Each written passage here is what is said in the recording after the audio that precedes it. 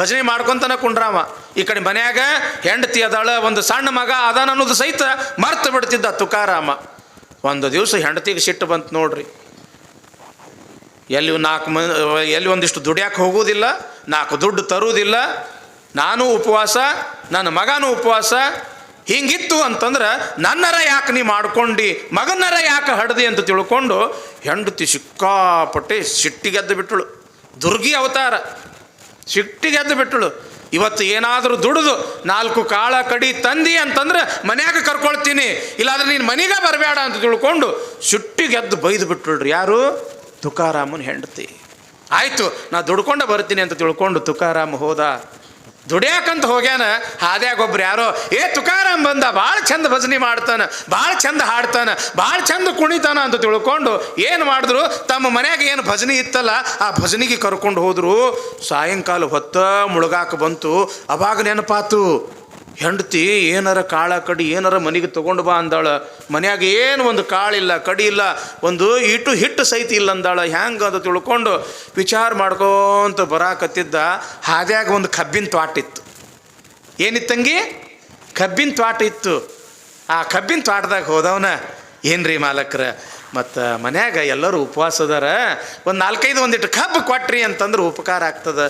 ಸಂತರು ನೀವು ದೊಡ್ಡವರು, ಯಾರು ಬ್ಯಾಡ ಅಂತಾರಂತ ತಿಳ್ಕೊಂಡು ಒಂದು 8-10 ಕಬ್ಬ ಕಡ್ದು ಅದಕ್ಕೆ ಏನು ಕಟ್ಟಿ ಕೊಟ್ಟ.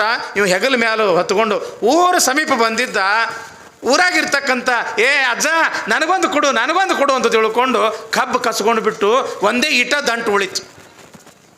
ಅಷ್ಟ ದಂಟು ತಗೊಂಡು ಮನೆಗೆ ಬಂದ. ಏನಾರ ತಂದ್ರೇನ್ರಿ ಅಂತ ಕೇಳೋಳಕ್ಕೆ, ಇಲ್ಲ ಏನೂ ತರೋಕ್ಕಾಗಿಲ್ಲ, ಮತ್ತು ಇದೊಂದಿಟ್ಟು ಕಬ್ಬು ತಂದೀನಿ. ಸಿಟ್ಟು ಬಂತು ನೋಡ್ರಿ.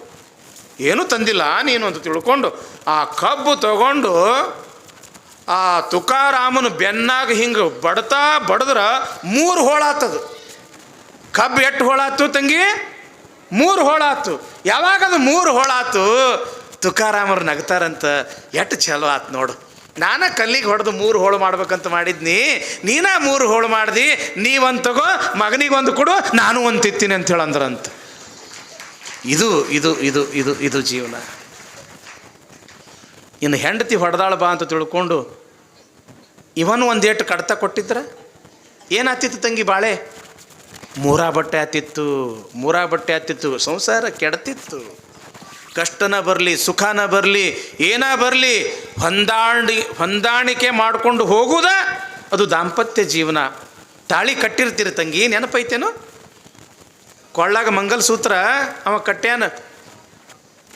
ಕಟ್ಟುವಾಗ ಇಬ್ಬರಿಗೂ ಒಂದು ವಚನ ಕೊಟ್ಟಾರ. ಅವರು ವಚನ ಕೊಡ್ಸ್ಯಾರ. ವಚನ ಒಂದು ಮಾತು ಹೇಳ್ಸ್ಯಾರ ನಿಮ್ಮ ಕಡೆಯಿಂದ. ನೆನಪೈತಿ ಒಂದು ಮಾತು ನೆನಪೈತಿ ತಂಗಿ? ಮಂಗಲಸೂತ್ರ ಕಟ್ಸ್ಕೊಳ್ಳುವಾಗ ಎಲ್ಲಿದೆ ಅಜ್ಜ ಮದುವೆ ಆದ್ರೆ ಅವಾಗ ಎಲ್ಲಿ ತಲೆ ಗುಂಗಿವಿ ಎಲ್ಲಿ ಇರ್ಬೇಕು? ಅವಾಗ ಅದು ಬೇರೆ ಗುಂಗ ಇರ್ತದ,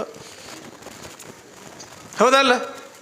ತಾಳಿ ಕಟ್ಟುವಾಗ ಬ್ರಹ್ಮಗಂಟು ಹಾಕುವಾಗ ಒಂದು ವಚನ ಹೇಳ್ಕೊಂತ ನೀವು ಗಂಟು ಹಾಕಿರಿ. ಏನಂತ? ಧರ್ಮೇಚ ಅರ್ಥೇಚ ಕಾಮೇಚ ನಾತಿ ಚರಾಮಿ. ಎಂಥ ಕಷ್ಟಗಳು ಬಂದರೂ ಸಹಿತ ಅಧರ್ಮದ ಹಾದಿಯನ್ನು ಹಿಡಿಯದೆ ಧರ್ಮದ ಹಾದಿಯಿಂದ,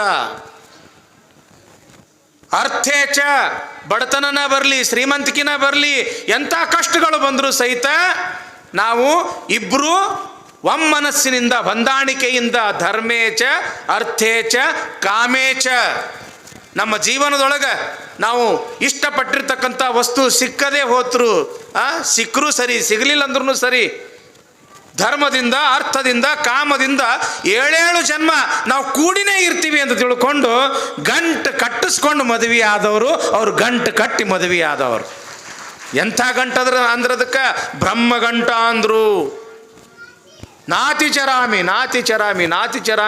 7 ಜನ್ಮ ನಾವು ಗಂಡ ಹೆಂಡತಿ ಪ್ರೀತಿಯಿಂದ ಹೊಂದಾಣಿಕೆಯಿಂದ ನಾವು ಕೂಡೇ ಇರ್ತೀವಿ ಅಂತ ಪ್ರತಿಜ್ಞೆಯನ್ನು ಮಾಡಿ ಮದುವೆಯಾದವರು ನೀವು. ಆದರೆ ಸ್ವಲ್ಪ ಮನೆತನದೊಳಗೆ ಜಗಳ ಬಂದು ನಾ ಹೆಚ್ಚ ನೀ ಹೆಚ್ಚ, ಹಂಗಾತು ಹಿಂಗಾತು ಅಂತ ತಿಳ್ಕೊಂಡು ಜಗಳ ಆಡಿ ನಿಮ್ಮ ಸಂಸಾರವನ್ನು ನೀವು ಹಾಳು ಮಾಡಿಕೊಂಡ್ರಿ ಅಂತಂದ್ರೆ ಅದು ಭಾಳ ನಷ್ಟ ತಂಗಿ. ಅದಲ್ಲ, ಪದ್ಧತಿ ಅಲ್ಲ ಅಂತಾರೆ ನಮ್ಮ ಶರಣರು. ಅದಕ್ಕೆ ಗಂಡ ಹೆಂಡರು ಒಂದಾಗಿ ನಡೆದರೆ ಆ ನಂದಾದೀಪ. ಇಲ್ಲಿ ಬಸವಣ್ಣನವರು ಯಾರೊಂದಿಗೆ ಮದುವೆ ಆದರು? ಬಸವಣ್ಣನ ಧರ್ಮಪತ್ನಿ ಹೆಸರೇನು ತಂಗಿ?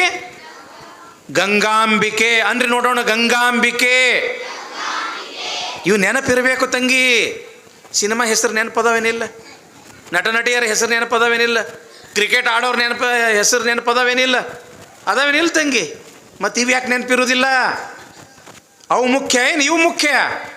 ಹೌದಲ್ಲ ತಂಗಿ?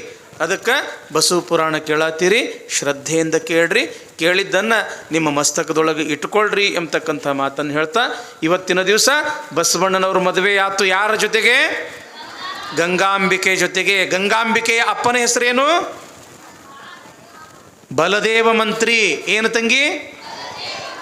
ಬಲದೇವ ಮಂತ್ರಿಯ ಮಗಳಾಗಿರ್ತಕ್ಕಂಥ ಗಂಗಾಂಬಿಕೆಯ ಜೊತೆಗೆ ಬಸವಣ್ಣನವ್ರ ಮದುವೆ ಆತು ಎಂಬತಕ್ಕಂಥ ಒಂದು ವಿಚಾರ ಇವತ್ತಿನ ದಿವಸ ನಾವು ತಿಳ್ಕೊಳ್ತೀವಿ. ಹಾಗಾದ್ರೆ ನಾಳೆಯಿಂದ ಶುರು ಆತು ನೋಡ್ರಿ ನಿಜವಾಗಿರ್ತಕ್ಕಂಥ ಬಸವಣ್ಣನ ಪುರಾಣ. ಏನು ಲೀಲೆಗಳು ಬರ್ತಾವ, ಏನು ಪವಾಡಗಳು ಬರ್ತಾವ, ಮೈ ರೋಮಾಂಚನ ಆಗ್ತದ.